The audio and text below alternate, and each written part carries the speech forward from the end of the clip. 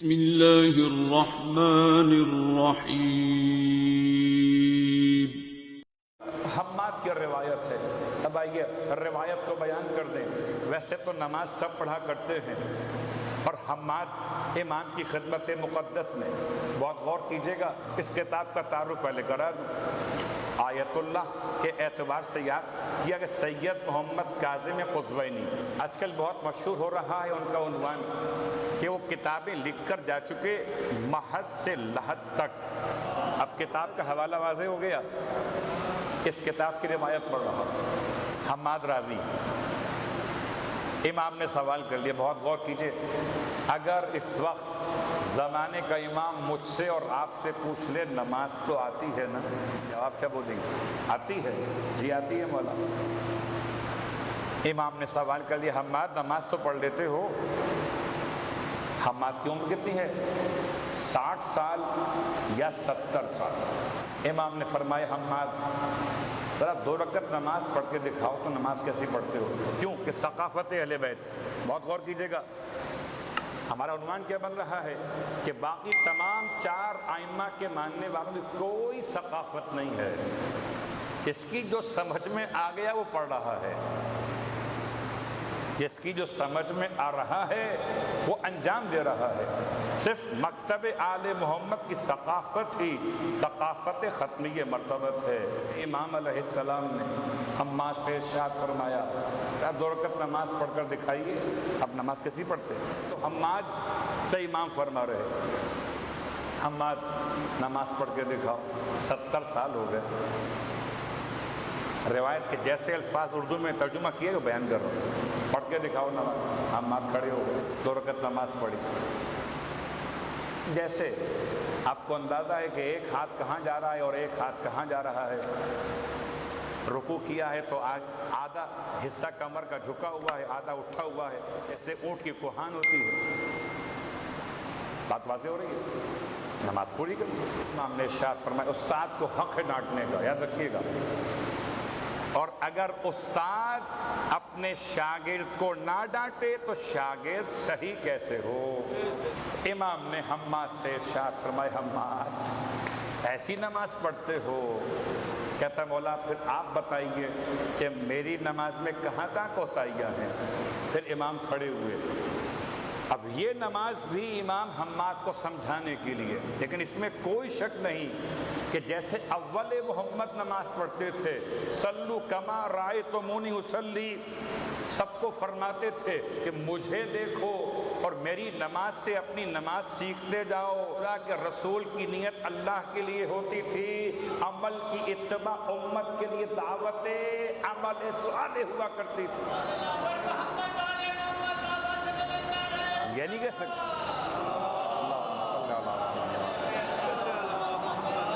اللہ کے رسول اسی انداز سے امام کھڑے ہو گئے۔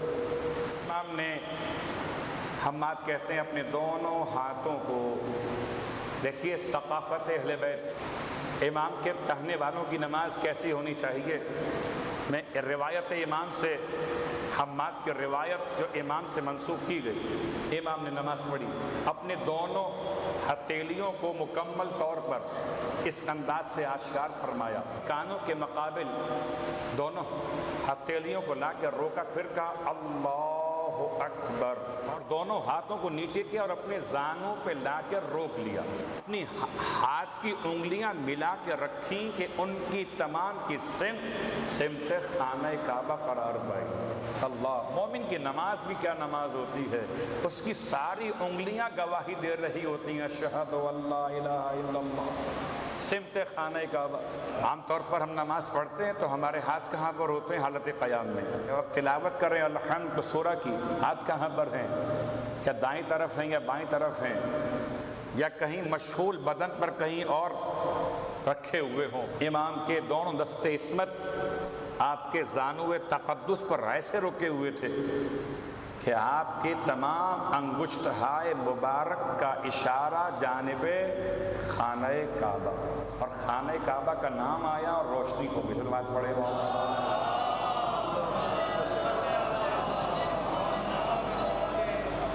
ٹھیک، پھر امام علیہ السلام رکوع میں، مگر اس سے پہلے حماد کہتے ہیں میں نے امام کے قدموں کو دیکھا، امام کا پورا وجود مقدس کا وزن دونوں قدموں پر برابر تھا۔ کبھی انسان نماز پڑھ رہا ہوتا ہے تو ایک طرف بوجھ بڑھا دیتا ہے، بہت تھکے ہوئے ہیں، کبھی یوں کر لیتے ہیں۔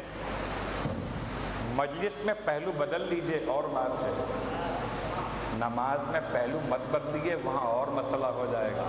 دونوں پر وزن برابر رہنا چاہیے امام کا انداز۔ پھر امام کے قدم ہائے مقدس کے درمیان جو فاصلہ تھا، پہلی بات تو یہ کہ عام طور پر بعض صاحبان ایمان جب نماز میں قدم رکھتے تو ذرا سا رائٹ اور لیفٹ ہو جاتے ہیں، پاؤں ایسے کھڑے ہوتے، امام ایسے کھڑے ہوئے کہ آپ کے قدم مبارک کی ساری انگشت مبارک جانب سمت خانہ کعبہ اور درمیان میں آپ کے قدموں 3 کھلی ہوئی انگلیوں کا فاصلہ۔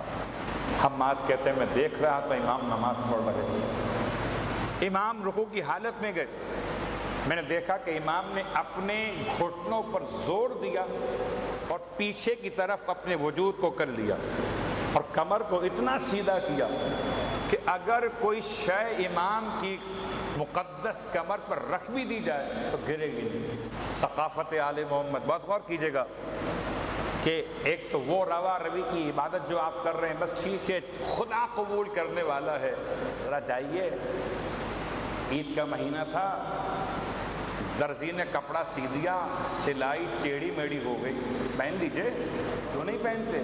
کہیں تم نے کیا سی دیا ہے؟ بھائی کپڑا ہی تو سیا ہے، پہن تو لوگے، چاہے مثل بوری کے کیوں نہ ہو۔ اگر سلائی پر لباس میں عیب ہو جائے تو نماز میں اگر انسان کا وجود مناسب نہ ہو تو کیسے حسین ہو؟ یہ حسین کے ماننے والوں کی نماز، صلوات پڑھے محمد والے محمد۔ امام نے اپنے پشت مبارک کو بالکل اس انداز سے کر دیا کہ اپنی گردن مبارک کو آپ نے کھینچ کے لمبا کیا اور اپنی نگاہوں کو جانب قدم موڑ دیا، اطمینان کی حالت۔ یاد رکھیے سب سے مشکل نماز کے سارے ارکان میں سب سے مشکل صحیح رکوع کو انجام دینا ہے۔ سجدہ آسان ہے، رکوع مشکل ہے۔ روایت ہے اسی امام کی بارگاہ مقدس سے کہ اگر ایک رکوع صحیح انجام دیا جنت واجب ہو گئی، ایک رکوع صحیح رکوع۔ آپ غور کیجئے گا سجدے بڑے آسان ہیں۔ پھر امام علیہ السلام جب سجدے کی حالت میں گئے، حماد کہتے میں نے دیکھا امام نے اپنے 8 اعضائے جوارے کو زمین سے لگا دیا، ایسے لگایا کہ اپنے کسی عضو کے بوجھ کو کسی پر نہیں ڈالا۔ جب روایت پڑھ رہا ہوں اس کے 2 فائدے، صلوات پڑھے محمد وآل محمد۔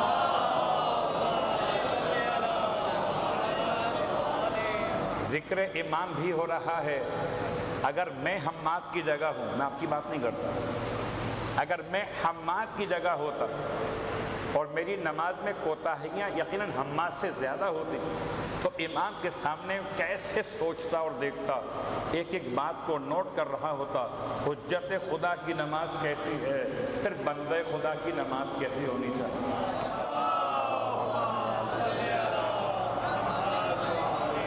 امام نے جب سجدہ کیا تو 8 اعضاء و جوارے کو زمین پر لگا دیا، اپنے دونوں دستے مبارک کو اپنی کان کے مقابل سمت میں رکھا، اپنے بازوؤں کو زمین پہ لگائے بغیر اٹھا کے رکھا، اپنی دونوں کوہنیوں کو اپنے گھٹنوں کی سمت میں رکھا۔ اس انداز سے جب امام کی نماز مکمل ہوئی، تشہد کی حالت میں بھی آپ نے اپنے دونوں دستے مبارک کی انگلیوں کو جوڑ کر رکھا سمت قبلہ دونوں زانوؤں پر، اور ایسے نشست فرمائی کہ آپ اپنے بائیں قدم پر تشریف فرما ہوئے اور دائیں قدم کے ظاہری حصے کو رکھا بائیں پاؤں کے اندر والے حصے پر، جیسے کہ آپ کے نماز مکمل ہو گئی تو امام نے پھر ایک ایک بات کی تشریح فرمائی، فرمایا 4000 اسرار نماز ہیں، 4000 اسرار نماز ہیں۔ تو سارے راز تو بیان نہیں ہو سکتے، البتہ یہ سمجھ لو کہ میں نے 8 جو اعضائے جوارح سجدے میں رکھے تھے، ان میں 7 تو فرض ہیں اور 1 سنت ہے۔ وَأَنَّ الْمَسَاجِدَ لِلَّهِ فَلَا تَدْعُوا مَعَ اللَّهِ أَحَدًا۔ امام فرماتے سورہ مبارک جن میں خدا فرماتا ہے کہ جو مساجد سجدے کے مقامات سب اللہ کے لیے ہیں، خبردار اللہ کے علاوہ کسی اور کے سامنے سر نہ جھکانا۔ پھر امام فرماتے ہیں کہ یہ 7 اعضاء و جوارح یہ فرض ہوئے سجدے میں، اور ناک کو زمین پر رکھنا سنت ختمیہ مرتبہ صلی اللہ علیہ وسلم۔